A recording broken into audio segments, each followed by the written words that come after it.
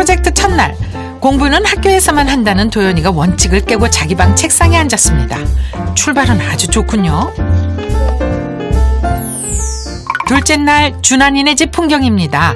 휴대전화가 아닌 책을 보고 있습니다. 민지가 베개 없이 책상 앞에 앉아 있습니다. 잠잘 생각은 없는 것 같죠? 행복한 배짱이 노아도 책을 펴고 앉아 있습니다. 계약서를 작성하고 난 뒤 공부에 의욕을 보이는 아이들. 보상이 동기부여가 된 것일까요? 프로젝트 5일차. 노아는 뭘 하고 있을까요? 책상이 아닌 식탁에 앉아있는 노아. 공부를 하던 중이었는지 책은 펴져 있는데 자세가 영 공부하는 자세가 아닙니다. 의욕적으로 시작하더니 작심삼일인가요? 공부하는 방법을 잘 모르겠어요. 아니, 해봤는데 몇 개 해봤어요. 공부하는 방법을. 교과서 위주로 공부해라 했어요. 망했어요. 그리고 노트 필기를 해라 했어요. 기억이 안 나요. 노트 필기를 너무 어렵게 정리를 해. 쉽게 나만의 방법을 해야 되는데 진짜 안 돼. 울겠다 진짜. 시작부터 벽에 부딪힌 노아.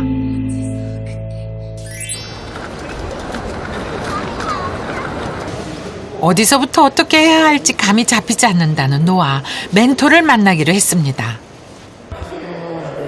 공부 방법을 알려주는 건 물론 노아와 감정적 교감도 할 수 있는 형이죠.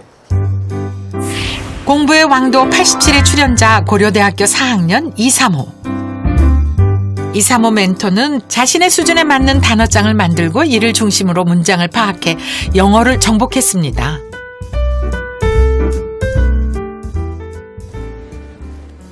뭐였더라? 영어뿐 아니라 수학도 노아 수준에 맞게 조언해주는 이삼호 멘토. 피타고라스 정리. 문제 풀면서 방법이 있잖아요. 막 공식 같은 거. 그런 게 너무 헷갈려요. 처음에 시작할 때는 그냥 뭐 제일 기본 문제부터 아니면 문제 맨 처음에 나오는 예시를 보고 종이를 빌려서 뿌리를 가려 생각을 해. 어떻게 풀까?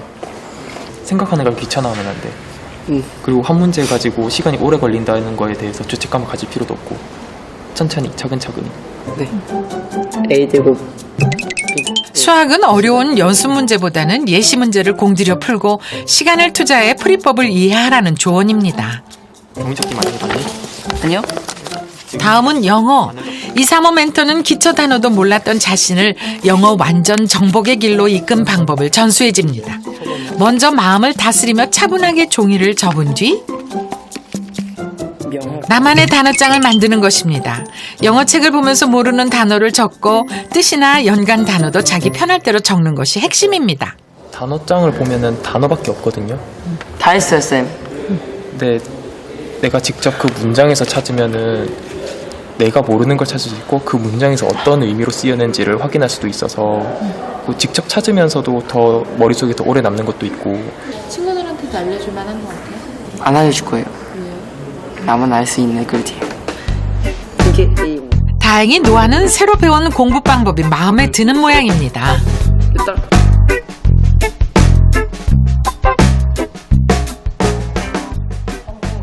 그날 저녁 노아가 비워뒀던 책상에 다시 앉았습니다.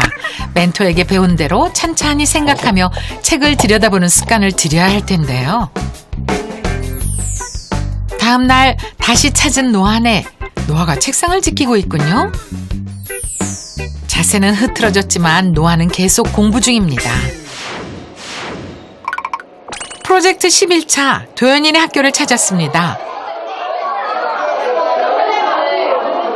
이번 프로젝트에 참여하는 학생 가운데 막내인 도연이. 학교에서는 쉬는 시간을 적극적으로 활용하고 있습니다. 어제 집에서 공부하면서 모르는 문제에 별표를 해왔습니다. 학교에는 믿는 구석이 있으니까요.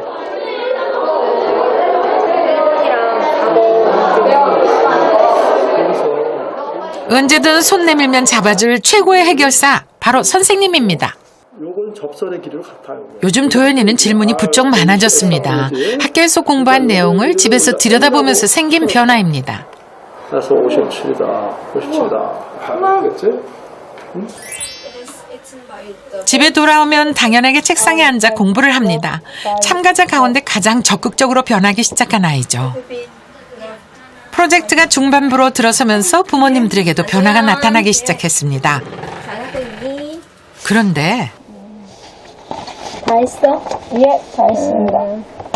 정리 끝났는데, 단어를 외우지는 않은 거네. 그지? 선생님이 왜 이거를 정리하라고 했겠어? 어렵겠어? 아니 차라리 그냥 격려도 못 해줄 망정 그렇게 압박을 해주시면 어떻게 할 마음이 나겠느냐. 엄마는 조금만 더 열심히 하라는 응원이었겠지만 도연이는 압박으로 받아들였습니다. 민지 책상도 비었습니다. 민지는 바닥에 앉아서 공부하는 걸 좋아하는 편이라 베개를 책상으로 쓸 때가 많다네요. 그런데 엄마 생각은 좀 다릅니다. 거기서 공부하니? 밥상하고 상에서 공부해야지. 거기서 공부하면 공부 되냐? 응? 응? 이게 공부하는 거야? 이게 책 읽는 거지 그냥? 꼭 책상에서만 공부해야 되는 건 아니나? 한 갖다 주고 거기 앉아서 해. 아니면 여기 책상에서 하든지. 엄마가 기어이 상을 들고 옵니다. 이번 프로젝트를 통해 민지의 공부 습관을 바꾸고 싶은 엄마. 딸이 좀 더 적극적으로 임했으면 하는 마음입니다. 너 앉아서 공부가 되냐? 책 읽는 거지. 자, 베개 치우고 빨리 물론. 자, 간식 갖다 줄까? 응? 괜찮아. 조금밖에 안 넣었어. 왜 좀 했어? 응? 언제 하려고? 시도 안 했잖아. 평소 공부 잔소리를 하지 않던 엄마가 폭풍 잔소리를 시작했습니다. 민지는 이런 엄마가 낯설고 오히려 반발심이 생긴다고 합니다.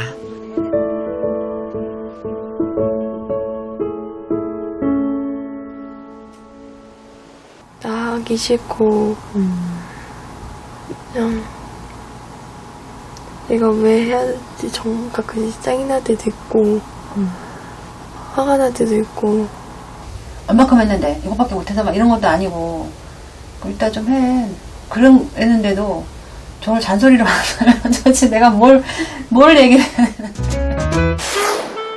처음 시작할 때와 달리 느슨해진 아이들. 그런 아이들을 보며 조바심을 내기 시작한 엄마들. 프로젝트가 잘 진행되고 있는 걸까요? 엄마들의 고민은 무엇인지 또 나름의 해법은 무엇인지 이야기해보기로 했습니다. 그닥 우리가 만족할 만큼의 변화는 되지 않은 것 같아요. 요새 애들이 물질적인 게 부족해서 뭘 원하거나 이러진 않은 것 같아요. 며칠은 하더니 안 하더라고요. 이게 점점 줄고. 네. 지금 우리 네 분 얘기 쭉 들어보니까 어떤 공통점이 있는 것 같아요. 모든 보상을 결과에다가 걸었어요. 결과에다가. 행동의 결과가 너무 늦게 뒤따르잖아요. 그러면 앞 행동이 잘 안 바뀌어요. 원래 보상은 행동에 걸어야 돼요. 그러니까. 사실은 성적은 오르지 못할 수도 있어. 그런다고 해서. 하지만 그 행위가 계속 쌓이면 오르지 안 오르겠어요. 설마? 그러니까 그 행위 자체를 찾아서 칭찬해주는 노력들이 굉장히 중요하죠. 성적 떨어졌는데 괜찮아. 엄마가 너 노력한 거 알고 있어. 이렇게 조금 더 하면은 다음번에 바뀔 거야. 같은 것들이 되게 필요한 것 같아요. 보상법은 이렇게 단순한 것이지만 부모가 아이와 호흡을 맞추는 2인 삼각 경주와 같답니다. 효과를 거두려면 가장 중요한 것이 행동을 칭찬하는 것인데요. 꾸준히 지킬 수 있는 걸 약속해 서면화하는 것도 필요합니다. 답답한 마음에 자꾸 아이를 다그쳤던 민지 엄마는 계약 조건을 변경하기로 했습니다. 그를 위해 가장 먼저 한 건 현금 마련? 엄마의 생각이 궁금한데요. 어머니 뭔 돈이에요? 민지 상이요. 한 달 동안 열심히 잘하면 이거를 이제 딱 걸어서 눈으로 확인하면서 아 진짜구나라는 그런 확실함 그래야지 이제 그럼 해야 되겠다라는 마음이 있지 않을까 있겠죠. 상이 구체적인 것이 아이의 의욕을 높이는 데 좋겠다는 판단했습니다. 누가 TV 틀어놨어? 응? 봐봐 네가 세봐 얼만지. 시간 안 실감 안 나? 당연히 지금 실감 안 나지. 너가 잘하면은 그때는 실감 날걸? 어린아이들에게 쓴다는 칭찬 스티커. 의외로 청소년들에게도 효과가 있답니다. 민지는 성적이 오르면 보상을 받는 것이 아니라 행동 계약서를 잘 이행하면 보상을 받기로 계약 조건을 변경했습니다. 중간고사 때까지 앞으로 약 한 달간 시행합니다. 매일매일 현실적으로 민지가 할 수 있는 걸로 조금씩 너무 많이 나가지 말고 조금씩 나가려고요. 행동 계약서와 칭찬 스티커판은 민지가 잘 보는 곳에 붙이고 상금도 눈에 띄게 걸어뒀습니다. 매일 하나씩 한다는 거는 꾸준하게 뭐를 조금씩이라도 하면 그게 나중에는 조금이라지만 이렇게 모으면 크게 되는 거거든. 그래서 엄마는 그런 의미에서 그렇게 정한 거야. 잘할 수 있지? 열심히 해보자고. 엄마도 열심히 하고. 엄마도 일찍 잘 거야 이제. 빨리가 아니라 꾸준히에 초점을 맞춘 민진의 칭찬판. 첫날이니까 엄마가 스티커 하나 줄게. 보여줄까? 참 잘했어 해줄까? 참 잘했어 해줄까? 역사적인 첫 스티커가 붙었습니다.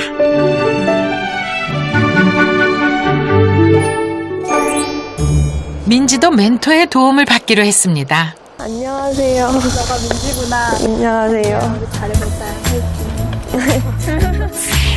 공부의 왕도 135회 출연자 서울교대 4학년 유지수. 재미있는 말하기 공부법으로 모든 암기 과목을 최상위권 성적으로 만든 학생이었죠.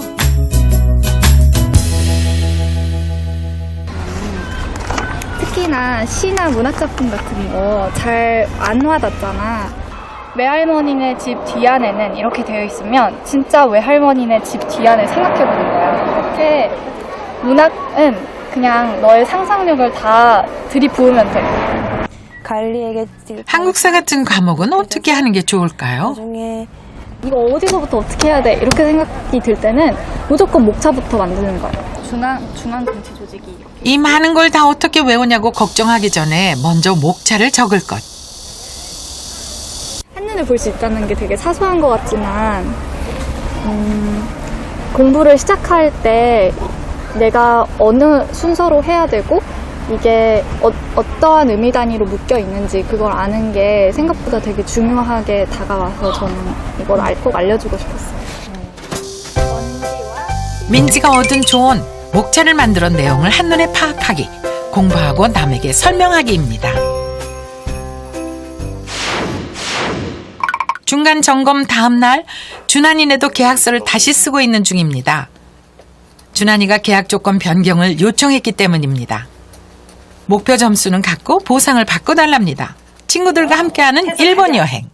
가자. 벌써 공부하고 과목도 공부하고 가자. 이제 끝. 그럼. 처음 계약을 맺을 때는 엄마가 주도하는 느낌이 컸는데 이번엔 준환이 태도가 적극적입니다. 처음엔 용돈이었잖아요.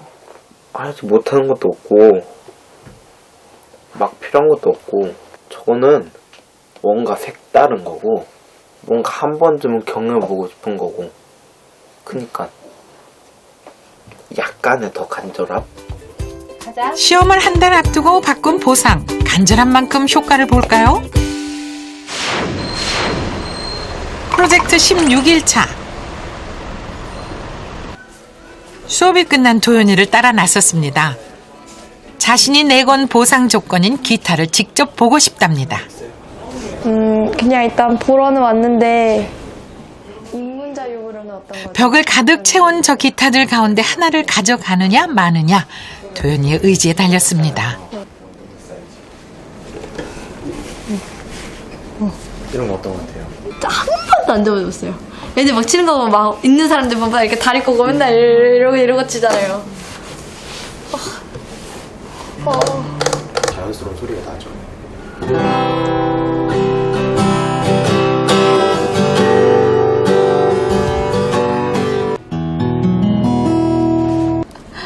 시험까지 언제 기다려. 실제로 보고 나니 글자 그대로 견물생심 갖고 싶은 마음이 더 커졌습니다. 솔직히 말해서 처음에는 기타가 아직 조금 먼 산이었잖아요. 그러니까 아직 쳐본 적도 없고 들어본 적도 없고 직접 만져본 적도 없고 그래서 조금 산이 있다고 중턱이 있다고 생각을 했는데 딱 이렇게 쳐보니까 이건 사명감이 아니고 그냥 내 의무예요. 진짜 이건 내 의무인 것 같아요.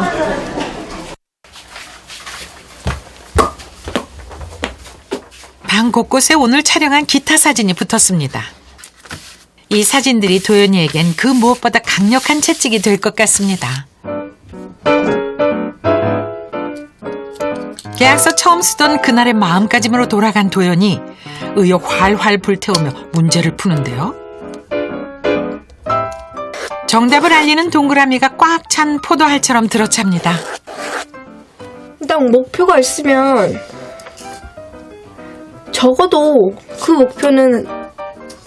목표까지는 다 할 수 있는 거잖아요. 채찍질하고 나서 당근 주는 기분, 당근을 받는 기분 그런 것 같아요.